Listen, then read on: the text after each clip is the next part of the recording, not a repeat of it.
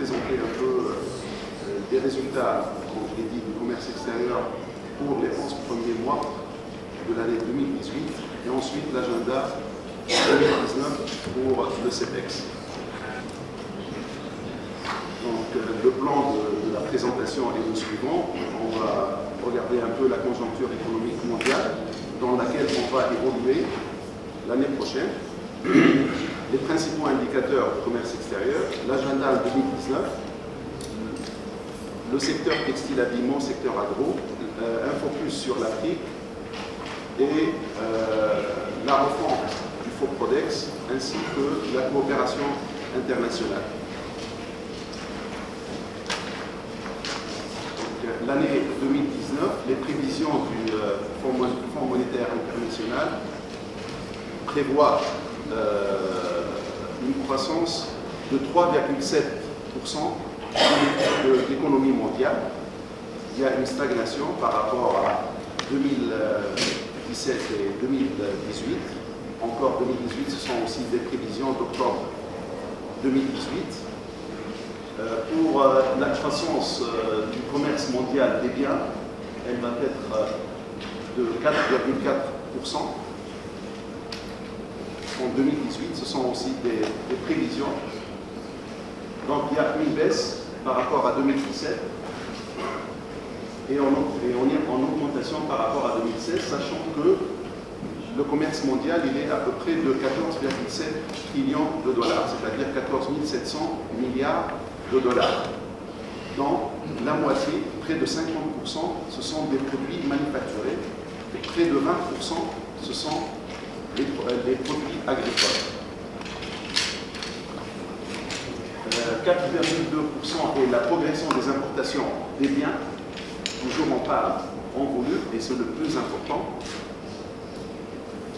Ça, c'est la progression des importations de biens en volume pour les pays avancés en 2018, en régression par rapport à 2017 et en nette augmentation par rapport à 2016.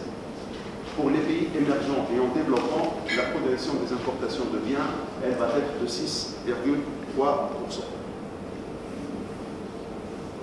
En baisse par rapport à 2017. Pour les indicateurs du commerce extérieur, pour les 11 premiers mois de l'année 2018, mais pour toute l'année 2018, pratiquement, on va être presque au même niveau pour les exportations, aussi bien pour les exportations que pour les importations. Pour les 11 premiers mois de l'année 2018, on était à pratiquement 20% d'augmentation, de croissance des exportations. En volume, ça fait à peu près 3,7%. Et hors énergie, on est pratiquement à 5% d'augmentation. Et ce sont des chiffres encourageants pour nos exportations. Les industries manufacturières qui contribuent à hauteur de 90% de nos exportations ont évolué à un rythme soutenu de 19,5%. Pour les produits agricoles et l'industrie agroalimentaire, la progression était de 53% et on verra, bon, vous savez très bien qu'on avait une année exceptionnelle de production d'huile d'olive, aussi de gaz, et ça a joué sur la croissance du secteur agricole et des industries agroalimentaires. L'énergie, pourtant notre production, elle est nettement en baisse par rapport à 2010 et aussi par rapport aux années précédentes, a progressé de 20,4%, soutenu par les prix mondiaux du pétrole. Mine et phosphate, on est en régression de 4, pratiquement de 5. Textile, habillement, cuir et chaussures, la progression elle est de 18,2%. On a exporté à peu près à 6,6 milliards de dinars pour le secteur textile. Les IME, la progression elle est de 14,4%. En volume, elle est pratiquement stable, voire négative, moins 0,3% pour le secteur des IME. Donc une progression en volume pendant les 11 premiers mois de l'année 2017 comparé à la même période de 2016 de pratiquement 4,5%.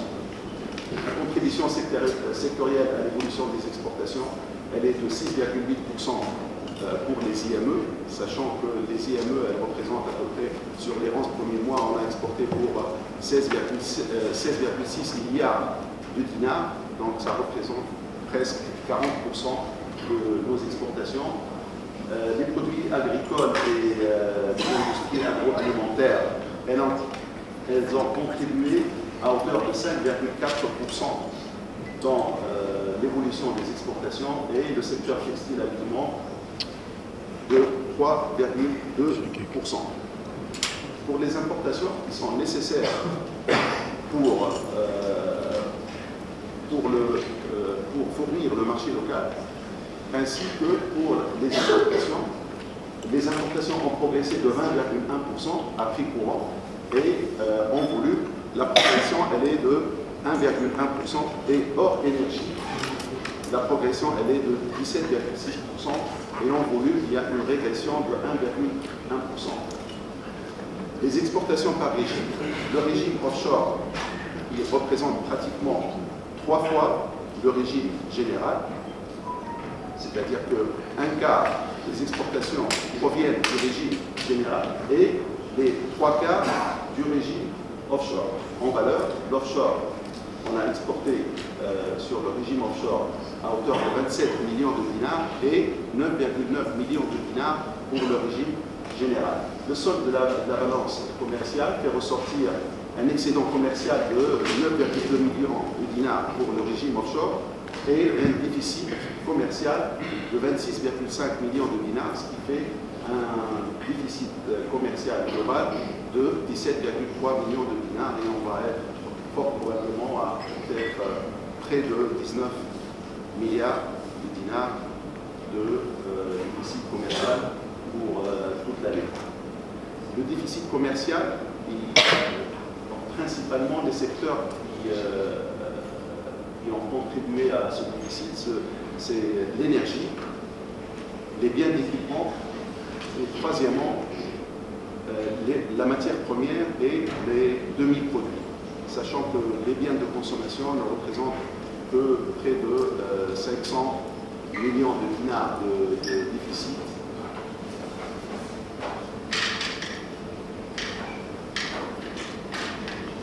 L'agenda Export 2019. À peu près, il y aura une soixantaine d'activités, dont 27 participations à des foires et salons, 27 missions d'affaires et 9 invitations d'acheteurs. La répartition mensuelle, elle est la suivante. Il y aura presque 3 pics au mois d'avril, mois de juin et le mois de novembre, avec 9 activités en un seul mois. La répartition sectorielle, il y aura 18 événements pour le textile habillement. On aura l'occasion de voir ensuite le détail des activités. L'agro, c'est 15 activités. Multisectoriel, il y aura 12 activités. Industrie diverse, 6. Services, 5. Et industrie manufacturière et industrie mécanique et électrique, 5.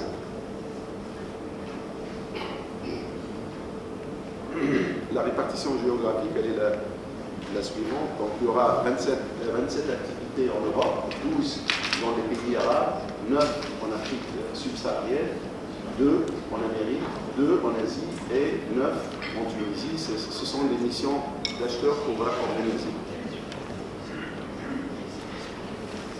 Le secteur textile, donc il y a eu un CMR le 1er juin 2017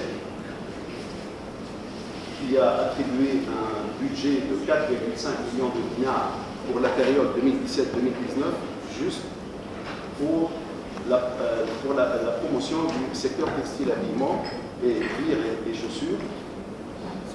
L'objectif du programme sont la préservation du positionnement sur les marchés traditionnels, le renforcement des exportations sur les marchés porteurs et le développement de la présence sur de nouveaux marchés, ainsi que rehausser l'image du secteur textile, habillement et cuir et chaussures sur les marchés internationaux.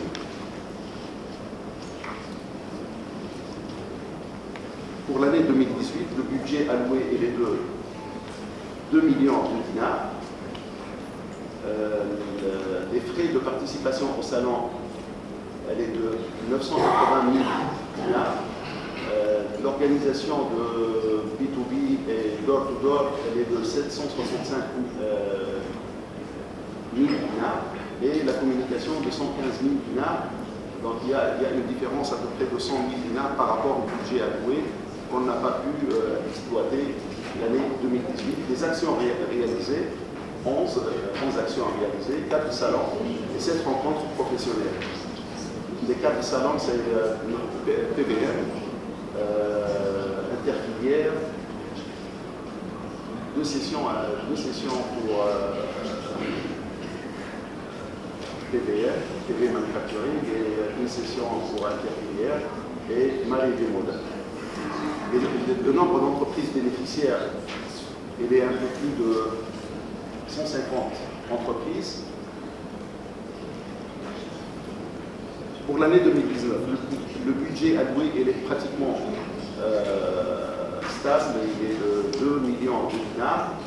Les actions programmées, il y aura 18 actions promotionnelles, 10 participations au salon et 8 rencontres professionnelles B2B et door-to-door.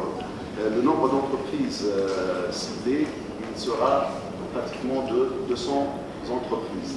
Les pays cibles, marché traditionnel, il y aura la France, l'Italie, les marchés porteurs, l'Allemagne, l'Espagne, le Royaume-Uni et les Pays-Bas. Et les nouveaux marchés, le Danemark, la Russie, Côte d'Ivoire et le Cameroun. Pour le secteur agro, qui représente à peu près 13% de nos exportations, on a exporté pratiquement sur les 11 premiers mois près de 5 milliards de dinars, un peu moins de 5 milliards de dinars, et ce grâce à l'huile d'olive et aux dattes. On a exporté à peu près près de 200 000 tonnes d'huile d'olive pour une valeur de 2 milliards de dinars. Et pour les dates, c'était une année exceptionnelle. C'est pas la production. Campagne 2017-2018, c'est pas la production, c'est plutôt les exportations. On a exporté pour 130 000 tonnes pour une valeur de 770 millions de dinars. Pour l'huile d'olive, il y a à peu près 17 000 tonnes d'huile d'olive conditionnée qui ont été exportées en deçà de nos ambitions, parce qu'on avait comme cible d'atteindre 10% d'huile d'olive conditionnée exportée, mais quand la production est en nette hausse et que les exportations aussi, la part de l'huile d'olive conditionnée, elle est en deçà de 10%. Pour les dates, on a exporté 130 000 tonnes, dont près de 30 000 tonnes, un peu plus, de dates biologiques. Mais comme vous le voyez, un peu, les 130 000 tonnes, on les a exportées pour une valeur de 770 millions de dinars, ce qui fait ressortir à peu près un prix à l'exportation d'un peu moins de 6 dinars le kilo. Il y a des efforts à faire sur cette filière-là, sur la filière des dattes.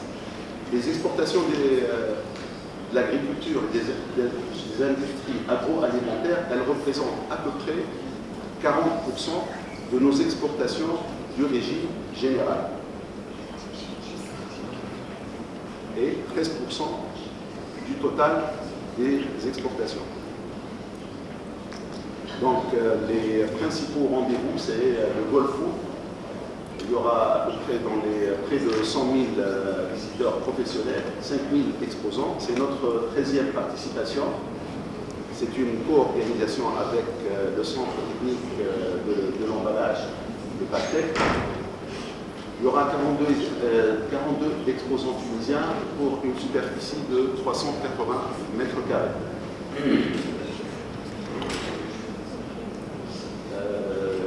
Aussi, on va être présent à Nougat, à Köln. Il y aura à peu près 155 000 visiteurs professionnels, 7 000 exposants. C'est notre 22e participation nationale. C'est un salon biennal qui se tient en alternance avec le CIAL Paris. 40 exposants tunisiens pour une superficie de 400 mètres carrés. Un focus sur l'Afrique. L'Afrique subsaharienne, elle représente à peu près dans les 2,6% de nos exportations. À peu près, on va être à la fin de... sur toute l'année 2018, on va très certainement dépasser le 1 milliard de dinars. Sur les 11 premiers mois, on était à 966 millions de dinars, ce qui représente 2,6%. La croissance des exportations sur l'Afrique subsaharienne, elle est à peu près de 30%. C'est un chiffre sur les 10 premiers mois et non pas sur les 11 premiers mois. Le nombre d'exportateurs sur l'Afrique subsaharienne a dépassé les 700 exportateurs. Notre travail va se concentrer sur 9 pays africains cette année-là, l'année 2019, qui compte à peu près 553 millions de consommateurs, 4 pays de l'Afrique de l'Est, qui sont l'Éthiopie, le Djibouti, le Kenya et la Tanzanie, 3 pays de l'Afrique de l'Est, le Nigeria, le Bénin et la Côte d'Ivoire, et 2 pays de l'Afrique centrale, à savoir la République démocratique du Congo et 4 de ces 9 pays appartiennent au marché commun de l'Est et du Sud africain, qui sont l'Éthiopie, la RDC, Nairobi, le Kenya et Djibouti.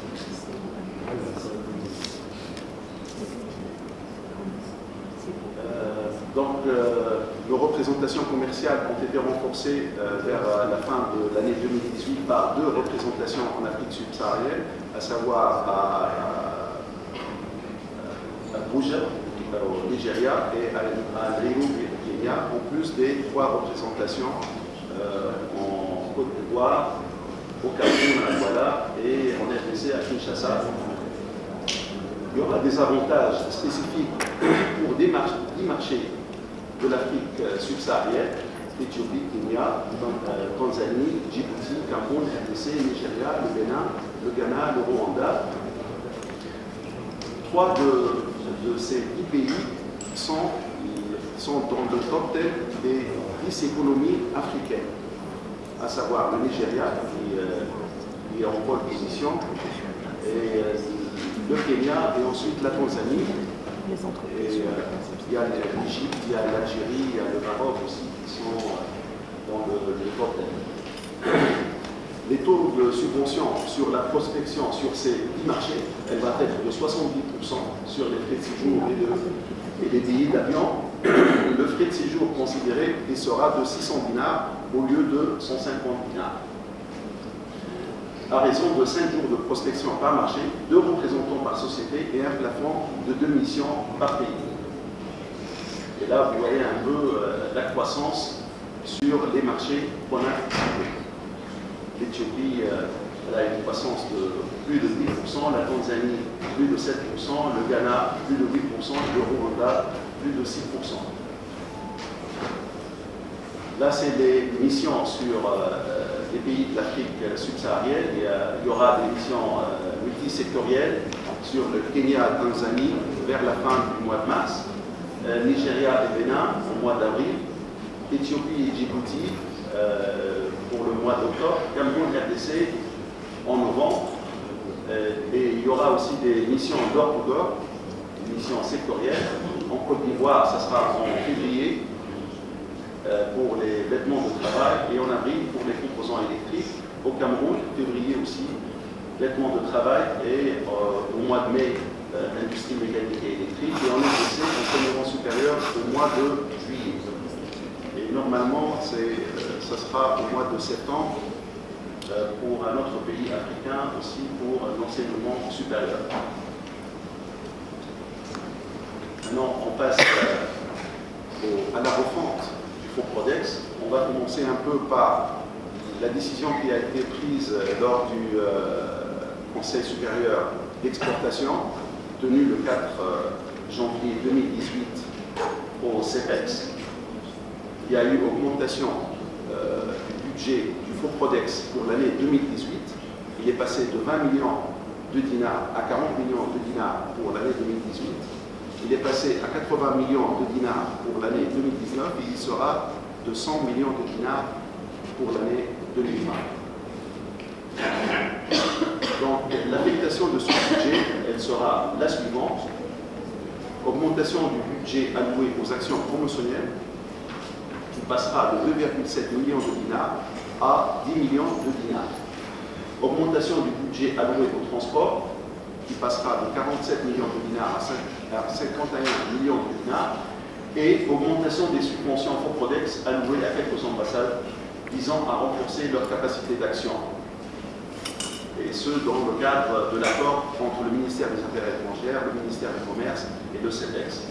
Il y aura pour cette année 6 ambassades qui bénéficieront d'une subvention de 100 000 dinars, à savoir la Chine, le Kenya, l'Éthiopie, la France,